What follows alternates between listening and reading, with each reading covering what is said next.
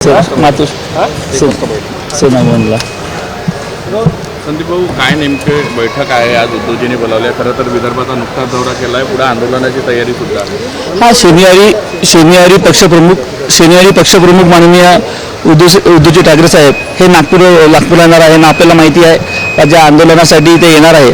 आंदोलनापेक्षा आम्ही ज्या मुद्द्यासाठी ते येणार आहे ते राम मंदिराच्या दर्शनासाठी येणार आहे. राम मंदिरामध्ये जे घटना घडली, जे आपल्याला माहिती आहे, असे सगळे देवता आहे प्रभू श्री रामचंद्र हे पूर्ण देशभर त्यांना मानतो. आणि त्याच्यात ज्या प्रकारे चोरी झाली तर लोकांना ज्या विचार येत आहे.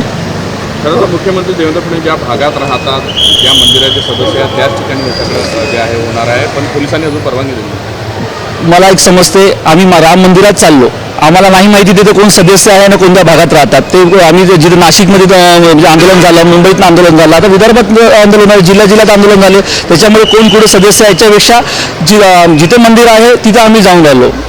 तर रामटेकचे मंदिर निवडता आलं असतं, तेही राम मंदिर आहे नागपुरातच.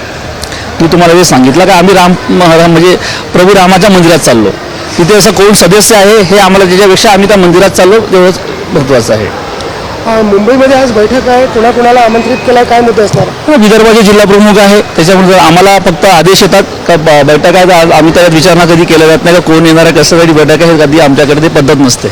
पक्षाची जी पडझड झाली अलीकडच्या काळामध्ये, खासदार सुद्धा गेले, आता आमदार सुद्धा जाण्याची शक्यता, तर त्या संदर्भात काही चर्चा होणार? आपल्याला सर्वांना माहिती आहे का प्रत्येक खासदार असू द्या किंवा आमदार असू द्या हे कशासाठी जाऊन राहिले. 50 खोके एकदम ओके हे काही जनतेला सांगायची गरज आता उरलेली नाही आहे. सगळे आपल्या स्वार्थापोटी जाऊन राहिले. ज्या पक्षप्रमुखांच्या भरोश्यावरती ते निवडून आले, ज्या पक्षप्रमुखांनी त्यांना निवडून दिलं, त्यांनी ते गद्दारी करून गेले. आणि येणाऱ्या काळात पुन्हा त्या जेव्हा निवडणूक येणार तेव्हा जनता आणि पक्षप्रमुख त्यांना सगळं त्याला दहा शिकवणारच.